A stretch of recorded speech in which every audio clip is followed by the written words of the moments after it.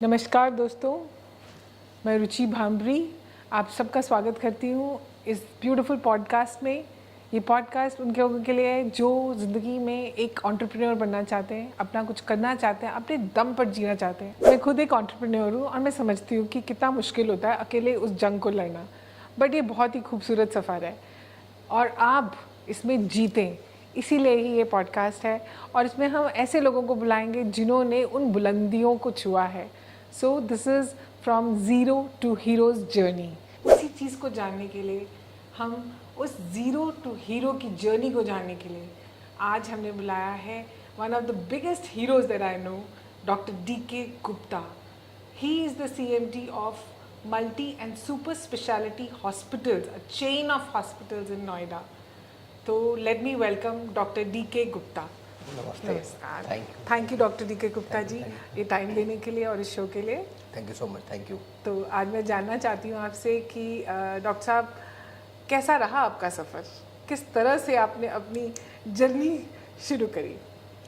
सफ़र बहुत अच्छा रहा, बट सफ़र में बहुत सारे रोलर कोस्टर राइड्स थे, कभी ऊपर कभी नीचे होना। बट ओवरऑल सफ़र अगर बात करें तो अगर पीछे मुड़ के देखते हैं तो अब तक का जो अचीवमेंट है उसको देख के अच्छा फील होता है। जो सक्सेस मिली है, जो लोगों ने सराहा है, जो लोगों ने अच्छी बातें बोली हम लोगों के बारे में, जिन लोगों का हमने टच मूवी इंस्पायर किया, लोगों का दर्द ठीक किया है, बीमार लोगों का इलाज किया है, बहुत सारे लोगों को इम्पैक्ट किया है सोशली, तो ये सब सोच के लगता है कि वो जो जितना दर्द उठाया था पिछला, वो सब बहुत कम था इसके अगेंस्ट। तो कहीं ना कहीं एक कुछ बड़ा इम्पैक्ट क्रिएट करने में सक्सेसफुल हो रहे हैं। ब्यूटीफुल। तो मैं जानना चाहती हूँ, मैंने सुना, आपसे बताया था कि आप एक टाइम पे पॉपकॉर्न बेचा करते थे। हाँ, बिल्कुल सही सुना है। तो आज एक चेन ऑफ हॉस्पिटल्स के CMD और एक popcorn, I mean of course कुछ भी हो सकता है। अगर हमारे देश का प्राइम मिनिस्टर एक चाय वाला से प्राइम मिनिस्टर बन सकता है, बट वो बहुत कुछ स्टोरीज हैं। तो आप किस तरह से आपने वो सफ़र तय किया? तो स्टोरी क्या कि जब मैं बचपन में मेरे फादर एक्सपायर हो गए थे, नए नए बस 10 ईयर्स ओल्ड, 10 साल के आसपास था। उस समय कोई स्कूल वगैरह वहाँ पे स्कूलिंग हुई नहीं थी मेरी पूरी। 6-7 क्लास में स्कूल ही नहीं थे वहाँ पे, तो ऐसे निकल गया। और 7th में जब मैं था तो मेरे फादर की डेथ हो गई। Then I move to Noida. Noida आया तो मेरी सिस्टर रहती थी वहाँ पे, तो सिस्टर के साथ मैंने रहना शुरू किया। तो रहने की जगह ही नहीं थी वहाँ पे, मैं बाहर रहता था, वो एक कमरे में रहते थे बेचारे वो लोग भी मूव कर गए थे because of some financial crisis. From Tier 2 town to लोग दिल्ली मूव कर जाते, नॉर्मली ऐसे ही होता है Tier 3 से। तो मैं बाहर रहता था, स्ट्रीट लाइट में पढ़ाई करना, बाहर बैठ के आंगन में पढ़ना सर्दियों में। और बहुत बार पैसे नहीं होते थे, तो पैसे ना होने की वजह से पॉपकॉर्न बेचना। तो पॉपकॉर्न मैंने बहुत बेचे हैं, बहुत मज़ेदार कहानी थी वो। मैंने इंडिया गेट पे अप्पू घर उस समय होता था, अप्पू घर है, प्रगति मैदान है, और बहुत सारे स्कूल्स हैं, कॉलेजेस जो जहाँ स्कूल्स जो होते थे बच्चों के, जहाँ पे उसके बाहर इवन गलियों में, तो बहुत जगह किया है। अब एक जगह होती थी भैरव मंदिर दिल्ली में, पुराना किला के पास में, चिड़ियाघर में, हाँ, यहाँ पुराना किला है, बहुत सारे मेरे हॉट स्पॉट्स होते थे। तो यहाँ पे ऐसे भैरव मंदिर में पार्किंग में काम किया। पार्किंग में वहाँ पे लोग आते थे दर्शन करने के लिए, अपना व्हीकल पार्क करते थे, वहाँ लोग कम पे, वहाँ पे जो ठेकेदार होते थे तो उनके साथ पार्किंग में काम किया। बहुत बार ऐसा होता था जो फैक्ट्रीज़ में काम किया, छुट्टियाँ होती थी स्कूल्स के बाद, समर ब्रेक होते थे, तो उसमें फैक्ट्रीज़ में काम किया कि वहाँ पे कुछ मतलब मंथली 2-3 महीने का काम मिलता था, तो उसमें काम गुजारा हो जाता था। कई बार ऑटो चलाए मैंने, जो होते थे ना लोडिंग वाले ऑटो होते हैं। Oh wow! और ये कितने साल की बात कर रहे हो? कितने बड़े थे आप तब? तब मैं वही था 10th 11th से शुरू, मतलब 10th 11th ईयर से स्टार्ट हुई थी चीज़ें, और सब 14-15 साल तक, 3-4 साल तक ही चलता रहा। जब तक 12th पास करके मैंने तैयारी नहीं शुरू की MBBS की। अच्छा। ये सब चीज़ें थी जो मैंने देखी और वहाँ पर देखते हुए कि मतलब उतनी स्ट्रगल पे आपने सोचा, कब सोचा कि आप एक डॉक्टर बनना चाहते हैं? डॉक्टर बनने का सपना तो जब मेरे फादर एक्सपायर हो गए तो मुझे बड़ा पढ़ने में अच्छा था। तो मैं पहले शिशु मंदिर में पढ़ता था 5th क्लास तक। मैं टॉप किया था 5th क्लास में, हम लोग डिस्ट्रिक्ट टॉप किया था। तो बड़ी सारी कहानियाँ होती थी, ध्रुव तारा की कहानी थी, वो उनसे छोटे बच्चे इंस्पायर हो जाते हैं। और पूजा बहुत करता था भगवान की। तो मुझे फादर को पता लगा मेरे फादर को बहुत सारी बीमारियाँ हैं, डायबिटीज़ थी, हाइपरटेंशन, अस्थमा, उनको कार्डिक प्रॉब्लम, ट्यूबरकुलोसिस, मल्टीपल दिक चीज़ें थी। तो मेरा था कि मैं शायद पूजा करके उनको सबको करके भगवान ने बचा लूँगा, कुछ होगा नहीं, ऐसा कुछ हो जाएगा सारी चीज़ें। तो वो इम्पैक्ट था, बट सडनली ही डाइड, जो बड़ा दुख हुआ। तो क्रिमेशन भी मैं नहीं किया, उस समय बड़े भैया थे नहीं घर पे हमारे।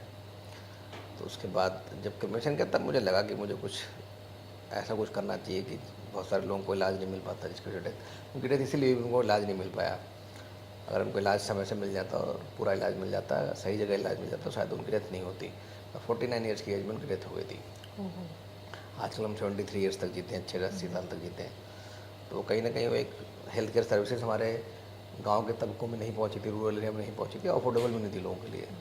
तो इसलिए कहीं ना कहीं लगा हमें कि मुझे कि ऐसा कुछ करना चाहिए जो सोसाइटी पे हेल्थ केयर में कुछ इम्पैक्ट करूं। तो वो एक विविड सा सपना था, वो उस समय दिमाग में आया और वही चलता रहा। तो जब भी मैं उधर से निकलता था उस तरफ उस एरिया, तो मुझे वो बार बार याद आता रहता था। तो एक तो ये लगता था मुझे कुछ करना है, हेल्थ केयर में कुछ करना है, बड़ा बनना है, डॉक्टर बनना है, कुछ बनना है। एक दूसरा जब मैं मुझे आज भी ध्यान है, कुछ जगह होती थी अपुगर के उसके सामने प्रगति मैदान के गेट नंबर 1 के आसपास, कई बार मैं निकलता था तो डाल के ऐसे वो पॉपकॉर्न का थैला वो पूरा निकाल के, तो जब गाड़ियाँ देखता था तो मुझे लगता था सपना देखना कोई बुरी बात नहीं, मुझे लगता है सपना देखनी भी चाहिए। तब मुझे लगता था कि दिन मैं भी ऐसी गाड़ियों में निकलूँगा, देखूँगा, जाऊँगा, और शायद वो इंस्पायरिंग होता था मुझे बहुत। मतलब ऐसा होता था कि मेरे रोंगटे खड़े उस समय खड़े हो जाते थे, मुझे ऐसा कुछ करना है, बड़ा करना है। तो दैट वाज समथिंग कि वो बड़ा इम्पैक्टफुल होती थी, उसने बड़ा इंस्पायर किया। तो उसके बाद मैंने स्कूल में आया तो हम 5th 6th के बाद 6th 7th में पढ़ाई नहीं की थी, 8th में आया तो फेल हो गया यहाँ पे हाफ ईयरली में। ओहो, अच्छा। तो हाफ ईयरली में फेल हुआ तो कोई 6th 7th में पढ़ाई नहीं की थी। तो फिर मैंने एक दोस्त ढूंढा जो मेरे साथ वहाँ अच्छा टॉपर था, उसके बाद मैं पढ़ाई करने लगा।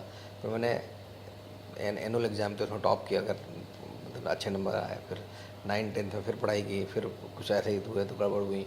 11th 12th में टॉप किया, तो ऐसे ही सब चलता रहा। उसका फिर प्री मेडिकल की तैयारी की। और उसके बाद आपने मेडिसिन किया? नहीं, उसके बाद मेडिसिन नहीं किया, उस बीच में बड़ी कहानी थी। अच्छा। तो मैंने प्री मेडिकल का टेस्ट दिया, तो उसके बाद क्या हुआ, मेरी वाइफ जो रश्मि है इसमें, हम दोनों साथ साथ कोचिंग में थे। अच्छा। तो इसका सिलेक्शन हो गया, मेरा नहीं हुआ।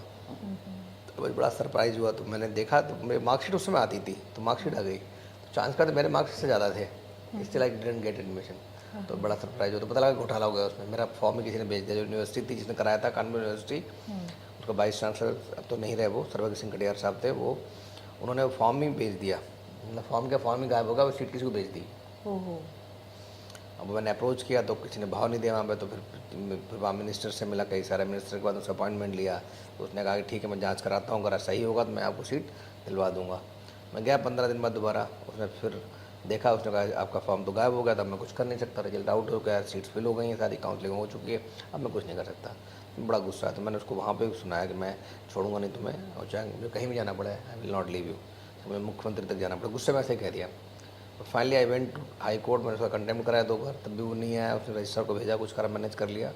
फिर मैंने चीफ मिनिस्टर से मिला, उसमें चीफ मिनिस्टर के 17 साल की उम्र में चीफ सेक्रेटरी से मिला, हेल्थ सेक्रेटरी से मिला, सेक्रेटरी मेडिकल एजुकेशन से मिला, मतलब पियोन से लेकर चीफ मिनिस्टर तक। अब सुन लो, पियोन होता है, फिर पियोन पर क्लर्क्स होते हैं, सेक्शन ऑफिसर होता है, डिप्टी सेक्रेटरी होता है, स्पेशल सेक्रेटरी होता है, सेक्रेटरी होता है, ऐसे बहुत सारे लोग होते हैं। उन सबसे मिलकर अपनी फाइल को मूव कराया, और मूव करा के मुख्यमंत्री तक पहुँचाना, एक्सपेडाइट करना सरकारी चीज़ों को। और एक ऐसे 17 साल के बच्चे को जिसको कुछ भी पता हाँ, नहीं, जिसमें लखनऊ में रह के, नेक्सी में, वहाँ पे रह के घूमना, रोज पास में नहीं बनते, पास बनवाना, सब कुछ कराना। फाइनली फाइल गई, फाइल फिर वापस आ गई, मुख्यमंत्री ने भेज दी, बिकॉज मैंने उनका कोर्ट में केस कर रखा था, हाई कोर्ट में। तो इसलिए फिर वापस आ गए। फिर दोबारा उस टाइम तक मैं मुख्यमंत्री के ऑफिस तक नहीं पहुँच पाया था। वहाँ मुख्यमंत्री के ऑफिस में पहुँचना सबके लिए पॉसिबल नहीं था उस समय, वो लिमिटेड सिक्योरिटी रीजन्स होते हैं। तो नेक्स्ट टाइम फिर जब फाइल मूव, फिर दोबारा मूव कराई, फाइल वापस आ गई। तो फिर दोबारा रिक्वेस्ट के मैं शॉर्ट में बता रहा हूँ आपको। फिर मैं मुख्यमंत्री की सेक्रेटरी से भी इस बार सुबह घर पे जाकर उसके 4 बजे मिला, जाके 4 बजे वॉक करने आता, तो मैं उसके घर जाके मिल लिया, बाहर जाके वो लॉन में वॉक करते थे, तो उसमें जाके मिला, उन्होंने बताया सारी बातें। तो finally I got my seat, तब मैंने फिर MBBS किया। तब MBBS किया। तो मतलब आपकी ज़िंदगी में बहुत सी अड़चनें आई और आपने किसी भी चीज़ से कभी भी रुके नहीं। आई थिंक उसने आपको और ट्रिगर दे दिया कि और आगे तेज़ भागना है। ट्रिगर क्या मतलब, एक है कि मैं परसिवरेंस है मेरे अंदर, और थोड़ा रेजिलियंस है, और वो है कि कमिटमेंट थोड़ा हाई। अगर कुछ सोच लिया करना है तो करने की आदत रहती है। एक है कहावत कि ज़िंदगी जिंदा दिली का नाम है, उस दिल के खाक जिया करते हैं। और कुछ ठान लिया तो फिर करना चाहिए। यही मुझे इंस्पायर करता रहता है जब भी मैं सोचता हूँ। और मैं ये भी देखती हूँ आपके अंदर जिंदा दिली तो खूब है, मतलब कूट कर रहा है किसी तरह से भी। मतलब जितना भी मैं आपके बारे में जानती हूँ, आप इतने सुपर्ब लर्नर हैं, हर समय एक बच्चे की तरह you are ready to learn. कोई भी होता है, you are ready to learn. और नॉट ओनली लर्निंग, आपने इतनी सारे में मतलब जिस तरह से मैंने पढ़ा और आपके बारे में जाना कि बिजनेस कोचिंग हो गई या किस तरह की जो भी कोई चीज़ नहीं आती है अपनी इंडस्ट्री को देखकर, अपनी पढ़ाई को लेकर, हर चीज़ में, और आपने उसको सुपर इम्प्लीमेंटेशन किया है, मतलब जल्दी से जल्दी आपने उसको इम्प्लीमेंट किया, एक्शन। तो आपको देख के ना वो एक एनर्जेटिक एक्शन वाले पर्सन का एक एक्सपीरियंस होता है। तो क्या मैं सही बोल रही हूँ? बिल्कुल सही बोल रही हो हम। सीखना बिल्कुल चाहिए, मुझे लगता है हर समय हर स्टेज पे आपको सीखना चाहिए अगर आपको नेक्स्ट लेवल पे जाना है। तो मुझे अच्छा लगता है लर्निंग, चाहे वो किसी तरह की हो, चाहे बिजनेस कोचिंग हो। बिकॉज एज ए डॉक्टर जब मैंने स्टार्ट किया था मतलब मैंने गवर्नमेंट जॉब की। गवर्नमेंट जॉब करने के बाद पैसे नहीं होते थे तो गवर्नमेंट जॉब की, फिर मैंने रश्मि की क्लिनिक खोला, तो क्लिनिक चलाया। फिर उसके बाद कुछ दिनों बाद क्लिनिक बंद हो गया बिकॉज वो कुछ ऐसा ऑर्डर आ गया सुप्रीम कोर्ट का, क्लिनिक बंद करना पड़ गया हम सबको। फिर नर्सिंग होम खोला, हॉस्पिटल खोला, तो मैंने गवर्नमेंट जॉब छोड़ दी थी।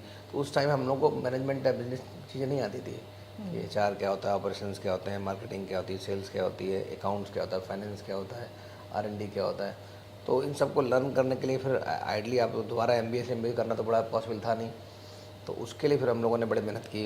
हमने बहुत सारे कोचेज़ को, मेंटर्स को हायर किया, मिलने गए ट्रेनिंग ली, रेगुलर क्लासेस करी, फिर सब चीज़ों को सीखा, उनको फिर इम्प्लीमेंट किया साथ साथ। That was one of the good strategy कि हमने जो सीखा उसके साथ इम्प्लीमेंट किया। तो उसकी वजह से आज हम लोग को, चाहे वो मार्केटिंग हो, HR हो, सेल्स हो, ऑपरेशंस हो, अकाउंट हो, फाइनेंस हो, फंडिंग हो, फाइनेंसिंग हो, मर्जर एक्विजिशन हो, तो सब कुछ आ गया है। कहीं किसी चीज़ में ऐसा नहीं कि हमें लगता है कि हमें चीज़ें वो नहीं आती। अब वही मुझे लगता है एक तरीका है ग्रो करने का, नेक्स्ट लेवल जाने का। बिल्कुल, ताकि सब चीज़ें कुछ कोई आपको बुद्धू ना बना सके, आप उसको जान लें। बहुत ही बढ़िया है। और आपने जीवन में कोई एक ऐसा मतलब समझ आया कि किस तरह से 7-8 साल की उम्र में यहाँ पे आए, फिर 10th के बाद आपने वो जो स्ट्रगल करा, 14 साल के बच्चे तक का स्ट्रगल, फिर आपकी अपनी MBBS हुई, आपने उसके बाद गवर्नमेंट जॉब करी, गवर्नमेंट जॉब के बाद आपने अपना पहला नर्सिंग होम खोला, और अब मैं जानना चाहती हूँ आपका विज़न क्या है आगे? ठीक है, मेरा विजन जो है, हम सबका विजन है, our vision is to touch, heal, cure billions of people globally through predictive. मैं दोबारा बोलता हूँ, our vision is to touch, heal and cure billions of people globally through productive, preventive and curative health care services. हमारा vision बहुत बड़ा है। हम लोगों को एजुकेट करते हैं, अवेयर करते हैं through social media, print media, electronic media, so that बीमारियां कम हों। प्रिडिक्टिव मेडिसिन पे काम करते हैं कि पता लग जाए वो क्या बीमारियां होने वाली हैं, पहले से आप लाइफ स्टाइल में चेंज कर सकते हैं। प्रिवेंटिव मेडिसिन, अगर आपको रिस्क फैक्टर्स हैं, रिस्क फैक्टर को कैसे मिटिगेट कर सकते हैं तो अगर आपको बीमार ना पड़े, तो हम लोग उस पर ज़्यादा काम करते हैं। Very good. और लास्ट है क्यूरेटिव, मतलब ट्रीटमेंट को, बीमार को ट्रीटमेंट देना सो दैट उसकी लाइफ स्टाइल ठीक हो जाए, उसकी डेली लाइफ इंप्रूव हो जाए। तो दैट इज़ अवर विजन। उस पर हम लोग काम कर रहे हैं, हमारी टीम काम कर रही है, और हमें लगता है हम लोग उस पर सक्सेसफुल भी हो रहे हैं। ग्रेट। और कोविड के बाद मुझे लगता है लोगों का इसकी तरफ एक इंटरेस्ट भी जागा, क्योंकि उन्होंने वो देखा है, वो दर्द देखा है, तो वो मेरे ख्याल से उस प्रिवेंटिव की तरफ लोग ज़्यादा जागरूक भी हो रहे हैं। Am I right? Preventive is, हम सब कहते हैं prevention is better than cure, तो प्रिवेंशन का प्रेडिक्टिव भी आ गया है कि आप प्रिडिक्ट कर सकते हो। प्रिडिक्टिव, ओके, प्रिवेंटिव से भी पहले। हाँ, वेरी क्या नाइस। कौन, तो उस पर भी हम लोग काम कर रहे हैं थ्रू AI टूल्स के जरिए, हेल्थ स्क्रीनिंग के जरिए, based on family history, past history, medical history, surgical history, आपके जो रिस्क फैक्टर्स हैं, बॉडी पैरामीटर्स हैं, उन सबको देख के निकाल सकते हैं कि आपको कौन कौन सी बीमारियाँ हो सकती हैं, उन बीमारियों के लिए कैसे आप अभी से प्लान कर सकते हैं वो ना हो। तो वो सब चीज़ में काम कर रहे हैं। दूसरा मैं बताऊँगा, जो पहला क्वेश्चन था आपका, जो मुझे लगता है, या बहुत सारे लोग, हम लोग हार मान लेते हैं या काम आगे नहीं करते। हर जो स्ट्रगल होता है, हर जो चैलेंज होता है, उसके नीचे एक बड़ी अपॉर्चुनिटी होती है। Very nice. अगर आपने वो स्ट्रगल को क्रॉस कर दिया तो वो अपॉर्चुनिटी मिल जाएगी आपको। मतलब एक खान होती है सोने की या हीरे की, जो उसके नीचे अंडरलाई कर रही होती है। भगवान आपको चैलेंज कर रहा होता है, और जितने लोग उस चैलेंज में पास हो जाते हैं उनको मिल जाता है, जो नहीं, जो हार मान लेते हैं वो रुक जाते हैं।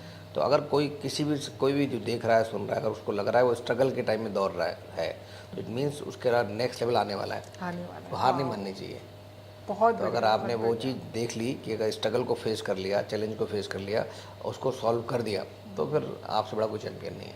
तो एक तरीके से हम कह सकते हैं कि कोई भी जो देख रहा है, अगर इस समय किसी भी तरीके की प्रॉब्लम में है, तो वो कह सकता है कॉन्ग्रेचुलेशंस, हाँ, क्योंकि बड़ा कुछ आने बहुत बड़ा कुछ आने वाला है।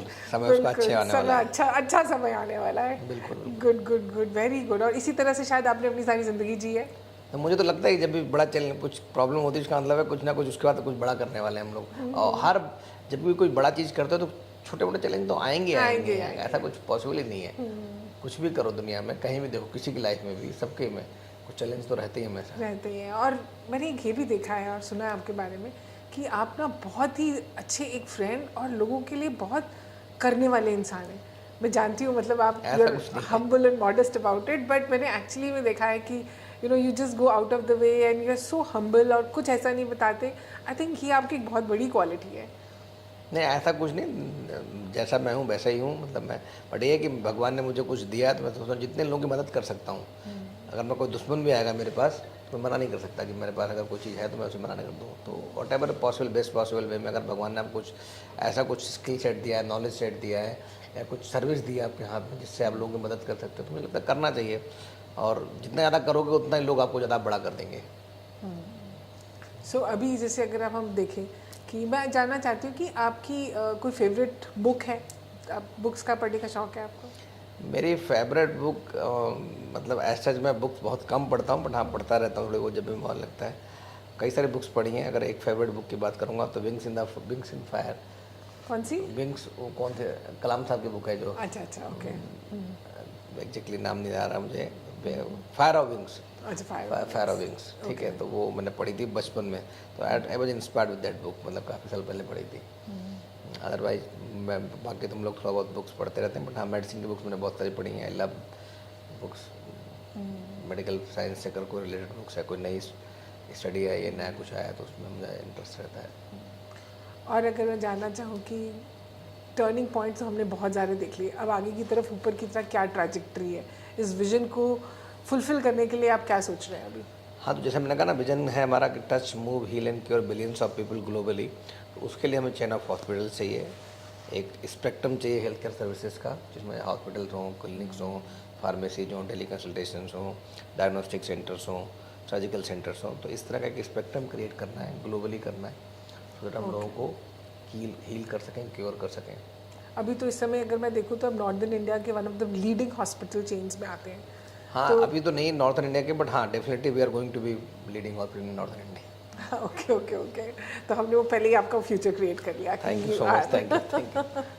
देखिए, ऐसे नेक लोगों को बिल्कुल आगे बढ़ना चाहिए और society needs people like you. Thank you so much, thank you.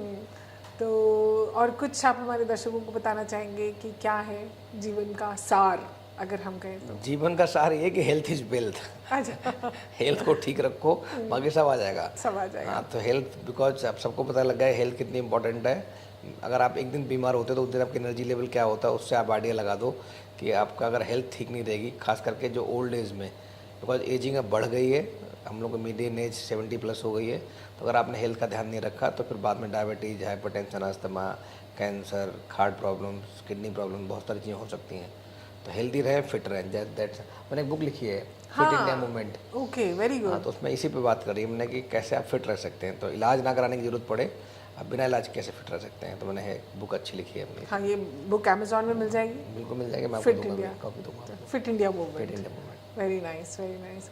और आप बस एक उन्नत भारत की तरफ एक जागरूक नागरिक है एंड मतलब प्रोग्रेसिव नागरिक है। Thank you. So thank you for being that. Thank you so much. Thank you and thank you for really being with us. Thank you and thank you for this opportunity. Thank you. Thank you.